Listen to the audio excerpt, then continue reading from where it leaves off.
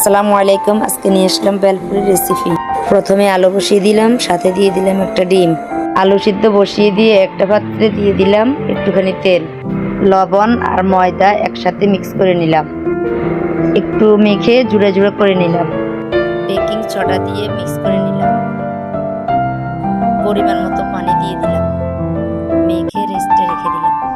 এদিকে আলু সিদ্ধ হয়ে গেছে, এখন উঠিয়ে নিলাম। আলুগুলো ঠান্ডা হতে হতে এদিকে বানিয়ে নিচ্ছি বেলপুরি। বেলপুরি সাইজগুলো যেন সুন্দর হয়, তাই আমি গ্লাস দিয়ে কেটে নিচ্ছি।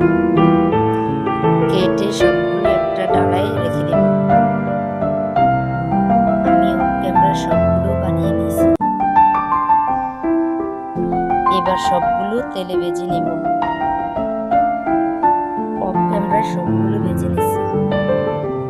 এদিকে আলুগুলো ছিঁড়ে নিচ্ছি। আলুতে দিয়ে দিলাম পেঁয়াজ, পরিমাণ মতো লবণ, পরিমাণ মতো মরিচের গুঁড়া দিয়ে একসাথে মেখে নিলাম।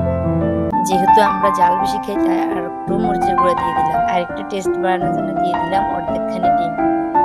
আগে থেকে ভিজিয়ে রাখা তেঁতুলের রস আলাদা করে নিচ্ছি। এখন আলু, টেস্টি সল্ট, লেবু, লবণ, মরিচের গুঁড়ো দিয়ে মিক্স করে নিলাম। আলুটা দিয়েছি টকটা যেন ভালো হয়। পুরির উপরে ভর্তা দিয়ে একটা প্লেটে রেখে দিচ্ছি। ভর্তা দিয়ে এবার দিচ্ছি শসা দেওয়ার পর বানিয়ে রাখা দিয়ে দিলাম টক। মাশাআল্লাহ, খেতেও খুব মজা হয়েছে, দেখতেও অনেক সুন্দর হয়েছে। চাইলে আপনারাও ট্রাই করুন।